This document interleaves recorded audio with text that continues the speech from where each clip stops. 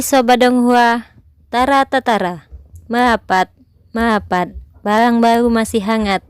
Alur cerita Spirit Sword Soulflight Season 5. Subscribe dan like-nya ya. Yuk, langsung saja kita gasken. Melihat Chu Xingyun dengan kagum, meskipun secara intelektual, Bai Bing bertanya pada dirinya sendiri tidak lebih rendah dari Chu Xingyun, tetapi dalam hal pengalaman dan pengalaman, kesenjangan antara keduanya benar-benar terlalu besar, itu jauh dari dunia. Melihat Chu Xingyun dengan sangat serius, Bai Bing berkata dengan tulus, "Kakak Chu, mari kita pimpin gambar besar. Aku sekarang jauh lebih buruk, aku tidak sanggup menanggung beban seberat itu." Melihat Bai Bing dengan ringan, Chu Xingyun berkata, "Tidak. Tidak masalah ini, kamu hanya bisa memilih balok." Melihat kosong pada Chu Xingyun, Bai Bing berkata, "Mengapa? Jelas Anda adalah orang yang paling cocok untuk memilih balok besar, mengapa Anda memberikannya kepada saya? Saya masih jauh sekarang, dan yang paling penting bagi saya sekarang adalah mengikuti Anda, belajarlah di sekitar." Dengan senyum pahit, dia menggelengkan kepalanya, dan Chu Xingyun berkata, "Apakah kamu benar-benar tidak tahu, atau pura-pura tidak tahu? Aku tidak bisa menonjol." Mendengar kata-kata Chu Xingyun, Bai Bing tertegun. Selama pemikiran otak yang cepat, Bai Bing tiba-tiba memikirkan sesuatu, dan dengan hati-hati memandang Chu Xingyun. Bai Bing berkata dengan tidak pasti, "Mungkinkah itu karena airnya harum?" Mengangguk, wajah Chu Xingyun menunjukkan senyum lembut dan pepatah yang sangat lembut. Jangan melihat permukaan Liu Xiang yang sangat kuat dan percaya diri, tetapi kenyataannya, hatinya sangat rendah. Mengambil napas dalam-dalam, Chu Xingyun melanjutkan. "Harapan terbesarnya adalah memiliki identitas yang cocok dengan saya dan berdiri bersama saya. Bagaimana saya bisa mengecewakannya?" Melihat penampilan lembut Chu Xingyun, Bai Bing memutar matanya tanpa sadar. Ini pertama kalinya dia melihat pria yang sangat tergila-gila. Melihat ke belakang dengan hati-hati, sejak Sui Liu Xiang mengungkapkan pikirannya, Chu Xingyun mengecilkan keberadaannya. Yang pertama adalah menyerahkan tim reinkarnasi ke Sui Liu Xiang. Jika tidak, Ren Sui Liu Xiang begitu kuat sehingga Chu Xingyun tidak setenar itu. Sebagai seorang jenderal tim, Sui Liu Xiang tidak akan pernah mau berdiri sama dengan Chu Xingyun secara adil, bagaimanapun juga. Chu Xingyun adalah raja dari tim reinkarnasi pada saat itu. Untuk menjaga perasaan Sui Liu Xiang, Chu Xingyun menyerahkan tim kepada Sui Liu Xiang, dan di dalam tim identitas Chu Xingyun dikurangi menjadi minimum, bahkan bukan penggantinya, hanya menggantung namanya. Untuk membantu Sui Liu Xiang membangun prestisenya, Chu Xingyun bahkan jarang pergi ke tim. Ketelitian dan perhatian seperti ini membuat Bai Bing iri. Tidak hanya itu, kemampuan Chu Xingyun jelas, tetapi ia mencoba yang terbaik untuk menyembunyikannya. Terlepas dari orang-orang di tim, tidak ada orang luar yang tahu betapa kuatnya Chu Xingyun. Mulai sekarang, semua orang berpikir bahwa Guman dan Sui Liu Xiang adalah dua supremasi surgawi dari tim Liu Yun. Siapa yang akan tahu bahwa bahkan jika kedua orang ini diikat bersama, mereka bukan lawan dari Chu Xingyun saja. Belum lagi hal lain, 365 budak pedang lubang hitam Chu Xingyun sudah cukup untuk menyapu semuanya. Untuk memenuhi ide yang disengaja dari Sui Liu Xiang, Chu Xingyun mengumpulkan bulu-bulunya yang indah dan menutupi cahaya terang yang dipancarkan dari tubuhnya. Dia bersedia menjadi biasa, yang benar-benar patut ditiru. Mengapa tidak ada orang yang mencintai dirinya sendiri seperti Chu Xingyun mencintai Sui Liu Xiang?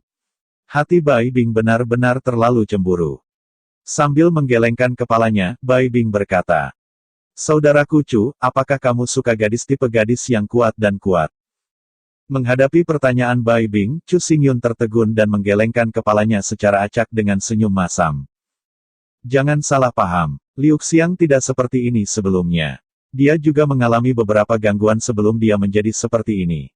Setelah jeda, Chu Xingyun dengan serius berkata, "Bukan karena dia kuat aku mencintainya. Tapi karena aku mencintainya, jadi aku mencintai kekuatannya." Dengan senyum lembut, Chu Xingyun berkata dengan sangat lembut. "Karena aku mencintainya, aku mencintai segalanya tentangnya, tidak hanya kekuatannya, tetapi juga kekurangannya." Menggelengkan kepalanya dengan iri, Bai Bing tidak ingin disalahgunakan lagi. Membungkukkan wajahnya, Bai Bing berkata, "Oke, jangan bicara tentang kalian berdua, mari kita kembali ke topik." Bersihkan tenggorokannya, Bai Bing berkata. Selanjutnya, mari kita bahas intinya. Kondisi apa yang harus kita terima?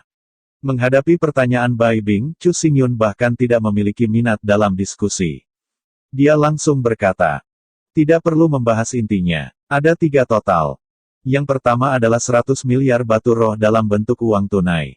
Tidak ada ruang untuk tawar-menawar. Artikel kedua adalah untuk menyerahkan ke Pulau Tianyun, Tianyun Workshop di pulau itu, dan 100.000 pengrajin di Tianyun Workshop secara gratis. Pasal 3. Departemen Militer harus memprioritaskan pembelian panah yang diproduksi oleh kami, hanya setelah pembelian kami selesai kami dapat membeli panah yang diproduksi oleh bengkel lain. Menghadapi ketiganya Chu Xingyun, Bai Bing tertegun. Tidak peduli seberapa berani dia tidak berani membuat kondisi gila seperti itu. 100 miliar batu roh, ini sebenarnya masalah sepele, setelah semua. Pengeluaran tahunan Departemen Militer dalam triliunan. Tapi Pulau Tianyun adalah masalah besar. Pulau Tianyun sangat besar sehingga jika digunakan untuk hidup, ia dapat hidup bagi puluhan juta orang. Tanah di Pulau Tianyun kaya akan besi olahan, jadi ratusan juta bambu panah tumbuh di tanah. Arrow bambu adalah spesialisasi Pulau Tianyun. Arrow bambu tidak terlihat di manapun kecuali Pulau Tianyun. Bambu panah adalah bahan terbaik untuk produksi panah. Cabang-cabang bambu panah bahkan tidak perlu dipangkas. Setelah pemotongan sederhana, mereka dapat digunakan secara langsung untuk membuat poros panah. Daun bambu panah, ringan dan kuat, adalah bahan terbaik untuk bulu panah. Poros panah dan bulu dapat disediakan oleh bambu panah, dan bahkan panah tidak diperlukan. Bambu panah tumbuh di tanah yang kaya akan zat besi, jadi setelah menyerap banyak unsur besi, bambu panah sangat keras. Hanya perlu untuk mengukir larik emas tajam pada poros panah bambu panah untuk merangsang besi halus yang terkandung dalam bambu panah dan mendesak semangat emas tajam. Memotong bambu sebagai panah dan menggunakan daun bambu sebagai bulu panah membuatnya mudah untuk menghasilkan panah, baik dalam hal output dan kinerja itu pasti akan sangat meningkat. Namun, karena manfaatnya terlalu besar, Bai Bing merasa tidak mungkin untuk mewujudkannya, dan Departemen Militer tidak bodoh. Bagaimana bisa memberi manfaat besar? Sedangkan untuk 100.000 pengrajin, Bai Bing tidak peduli tentang itu. Bagaimanapun juga, dengan pengalamannya, sulit untuk memahami apa artinya bagi pengrajin tua yang telah meninggal selama beberapa generasi. Sebenarnya, apa yang benar-benar dicari Chu Xingyun adalah 100.000 pengrajin ini. Tanpa pengrajin yang berpengalaman dan terampil, panah tajam angin ledakan tidak apa-apa untuk dikatakan, tetapi jika ada penemuan yang lebih dalam dan lebih rumit di masa depan, siapa yang akan membuatnya? Di Qiankun World, Pulau Tianyun, Tianyun Workshop, dan Tianyun Craftsman adalah eksistensi paling terkemuka di Qiankun World dan satu-satunya pengrajin yang mampu mendapatkan reputasi Tiangong. Jika Chu Xingyun secara langsung membidik pengrajin Tianyun, itu tidak mungkin berhasil. Tapi sekarang, Chu Xingyun menargetkan 100 miliar batu roh dan seluruh Pulau Tianyun, yang telah mengalihkan perhatiannya. Untuk senior sejati, siapa yang termasuk ke dalam Pulau Tianyun, dan berapa banyak uang yang telah diperoleh Chu Xingyun, mereka tidak akan peduli sama sekali. Lagi pula Pulau Tianyun masih menjadi wilayah umat manusia. Tetapi 100.000 pengrajin sangat berbeda, itulah yang telah dikumpulkan manusia selama ribuan tahun. Sejauh menyangkut Chu Xingyun, semua elit dan detail umat manusia ada di Pulau Tianyun. Meskipun saya merasa bahwa permintaan Chu Xingyun sangat dibesar-besarkan, tidak ada kemungkinan untuk mencapainya sama sekali, tetapi Bai Bing tidak mengatakan apa-apa. Saya belum mencobanya. Siapa yang bisa menjamin bahwa pihak lain tidak akan setuju? Pada bulan berikutnya, Chu Xingyun terus mundur dan bekerja keras untuk memperbaiki 13 pedang ledakan, serta mempelajari cara rune. Sementara Bai Bing tidak menganggur, ia langsung mengajukan 3 syarat utama ke Departemen Militer, yang menyebabkan keributan. Ketika Chu Xingyun sengaja tidak menekankan dan bangun, Bai Bing salah, dan dia fokus pada Pulau Tianyun dan Jianzhou, dan sedang berdebat dengan Departemen Militer. Tetapi bagaimana militer dapat berbicara dengan baik? Di bawah sengketa yang sengit, militer mengajukan syarat. Tidak ada masalah dengan bonus 100 miliar. Pulau Tianyun, Tianyun Workshop, dan pengrajin Tianyun juga bisa memberikannya. Ini bukan masalah. Bahkan artikel ketiga, prioritas pembelian panah, disepakati. Namun, Departemen Militer mengajukan persyaratan, yaitu, pendapatan panah, Departemen Militer membutuhkan bagian 50%. Dengan kata lain, jika Anda membeli panah orang lain, salah satunya adalah 10 batu roh, maka jika Anda membeli panah Kamar Dagang Baiyun, hanya 8 batu yang akan dibayar. Menghadapi permintaan ini, Bai Bing tidak berani membuat keputusan tergesa-gesa, tetapi memanggil Chu Xingyun keluar dari ruang reinkarnasi lagi. Awalnya, Bai Bing berpikir bahwa Chu Xingyun akan marah, dan dia menolak untuk setuju. Tapi tanpa berpikir, Chu Xingyun tidak mengatakan apa-apa, dan dia langsung setuju. Pagi-pagi keesokan paginya, Chu Xingyun menemani Bai Bing ke markas militer dan menandatangani serangkaian perjanjian. Bai Bing menandatangani perjanjian dengan Kementerian Militer atas nama Kamar Dagang Baiyun. Kamar Dagang Baiyun adalah nama kamar dagang yang didirikan oleh Bai Bing. Putih adalah putih Bai Bing, dan awan adalah awan Chu Xingyun, seperti namanya, ini adalah kamar dagang yang dimiliki bersama oleh keduanya. Perlu disebutkan bahwa Kamar Dagang Baiyun adalah milik Bai Bing dan Chu Xingyun. Tetapi tidak dapat dikatakan bahwa Bai Bing dan Chu Xingyun adalah milik kamar dagang.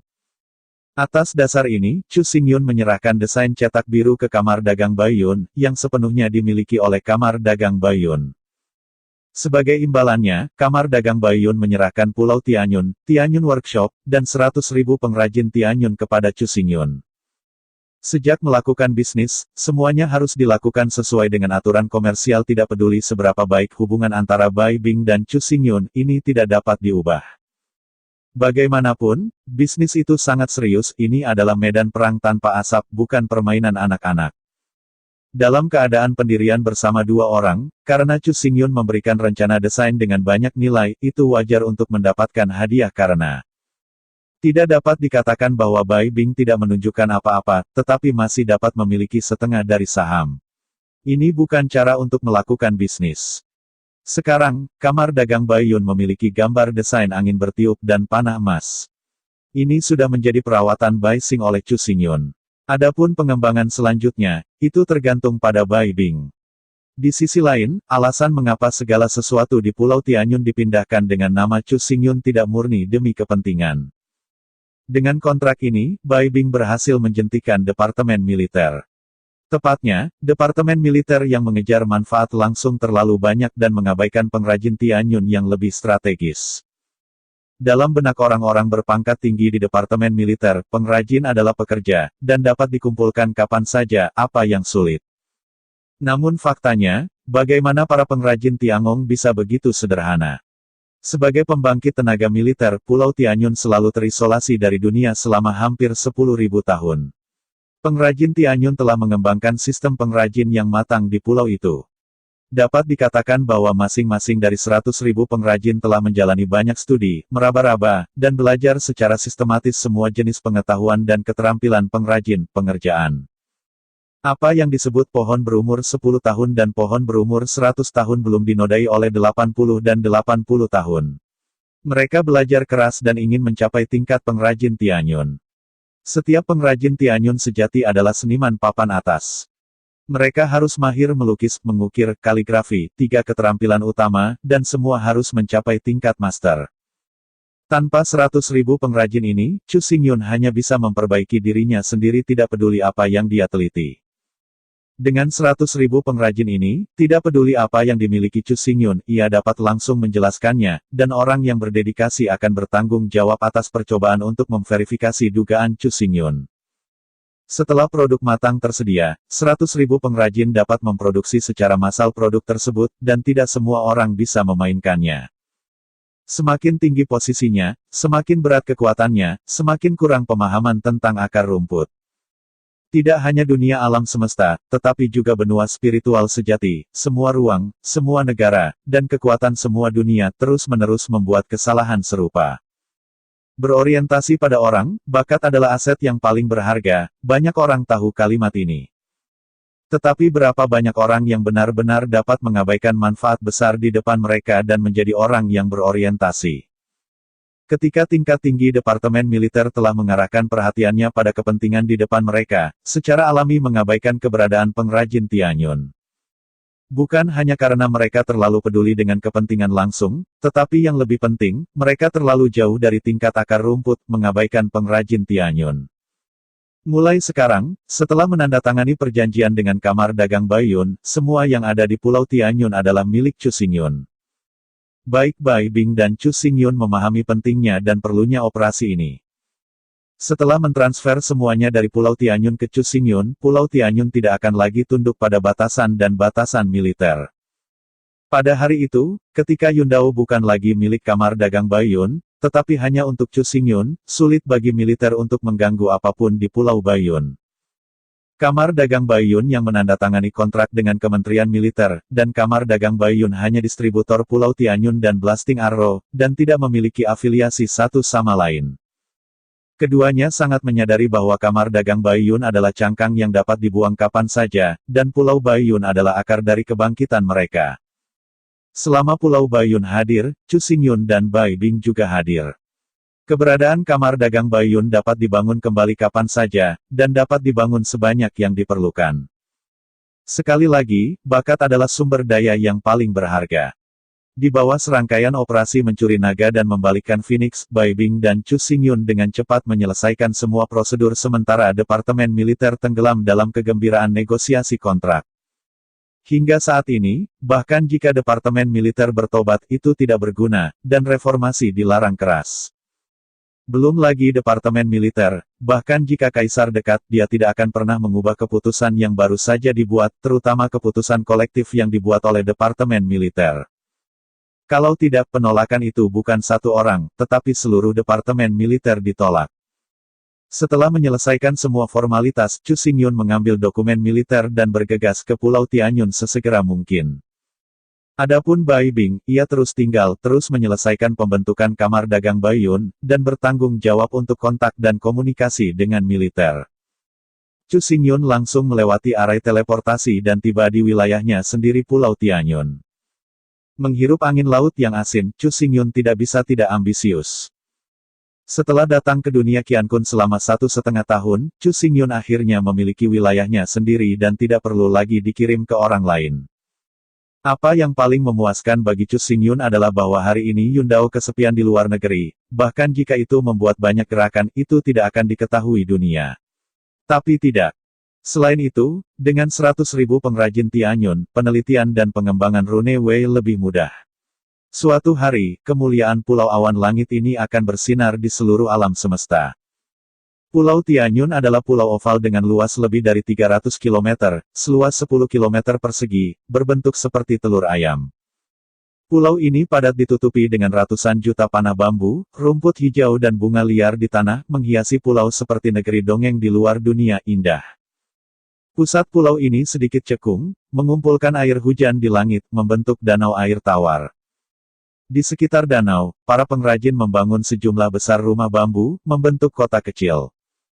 Dengan dokumen dari Departemen Militer, Chu Xingyun bergegas ke kamp militer Pulau Tianyun untuk pertama kalinya dan menyelesaikan prosedur penyerahan. Setelah menyelesaikan prosedur serah terima, pemimpin Garyunon Pulau Tianyun memberitahu Chu Xingyun bahwa mereka akan terus menjaga Pulau Tianyun selama 3 bulan, dan setelah 3 bulan, mereka akan mundur dari Pulau Tianyun. Meskipun selama Anda berkomunikasi dengan Departemen Militer, Anda dapat meninggalkan pasukan ini, tetapi Chu Xingyun tidak ingin melakukannya. Sebenarnya, Chu Xingyun sudah memiliki pilihan terbaik dalam pikirannya.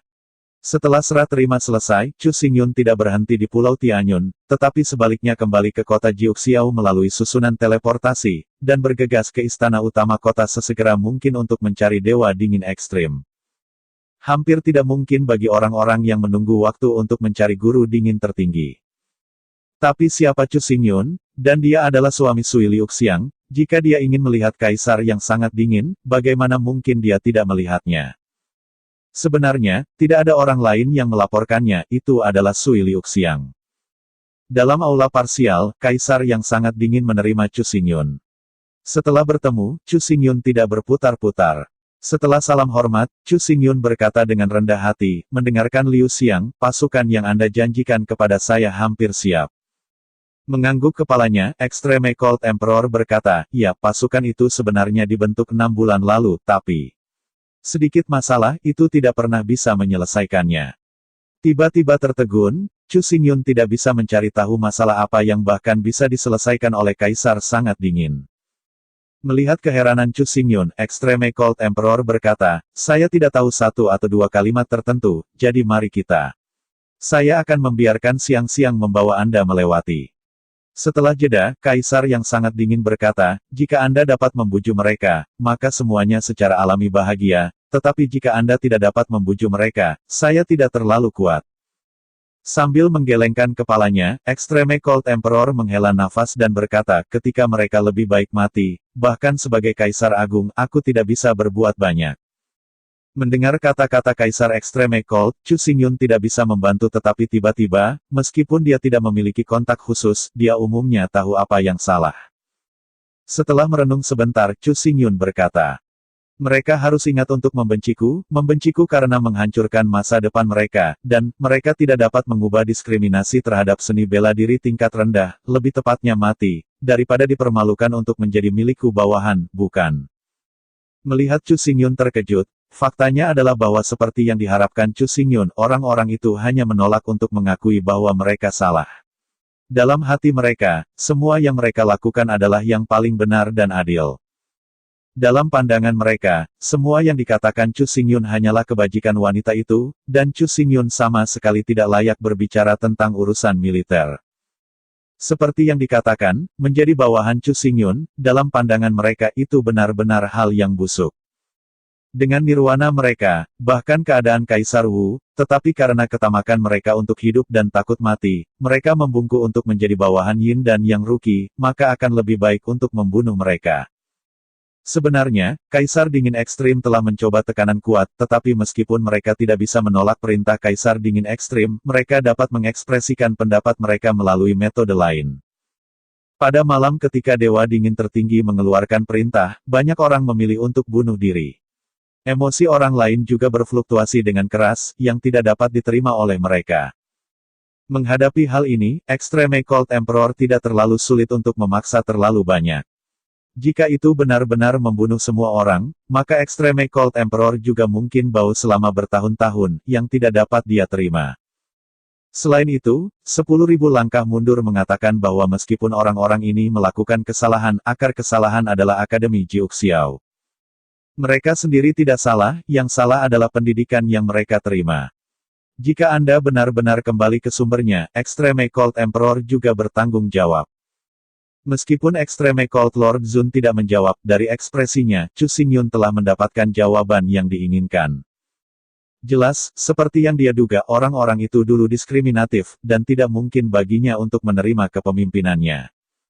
Tentu saja, jika Chu Xingyun mau, dia bisa melakukan keduanya keras dan lunak, dan cepat atau lambat mereka bisa dimasukkan. Tapi sekarang, Chu Xingyun tidak ingin melakukan ini.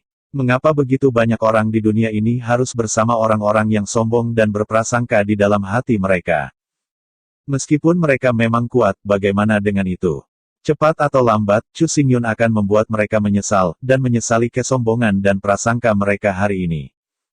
Memikirkan hal itu, Chu Xingyun berdiri dan mengepalkan tinjunya pada Kaisar sangat dingin Zun.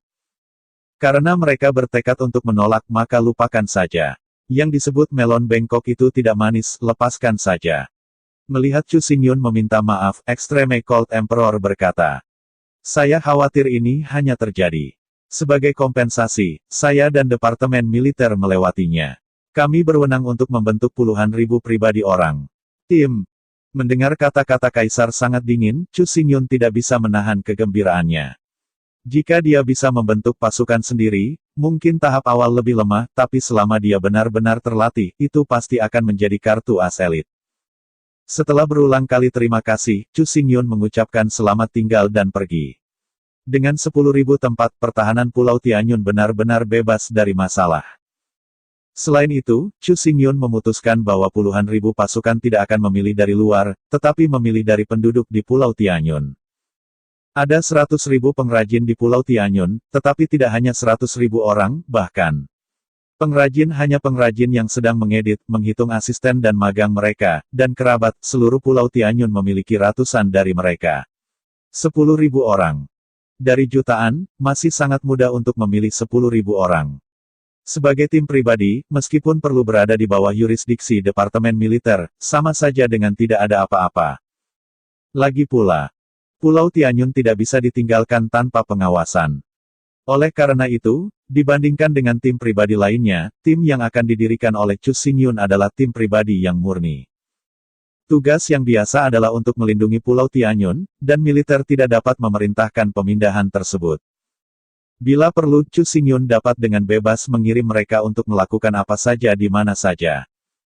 Dengan gembira, Chu Xingyun bergegas ke Pulau Tianyun lagi. Setengah tahun berikutnya, energinya akan berada di Pulau Tianyun. Di sini akan menjadi titik awal karir Chu Xingyun di dunia Qiankun.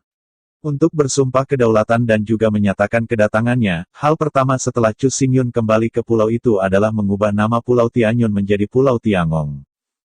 Pada siang hari, sejumlah besar pengrajin berkumpul di sekitar papan pengumuman. Di papan buletin besar, pemberitahuan dipasang, dan pada pemberitahuan itu, beberapa baris karakter besar dicetak seperti kait besi. Sejak hari ini, Pulau Tianyun telah berganti nama menjadi Pulau Tiangong. Para pengrajin di pulau itu semuanya adalah pengrajin Tiangong. Semua produk yang dihasilkan di pulau itu dicetak dengan tanda Tiangong. Oke, terima kasih Kak.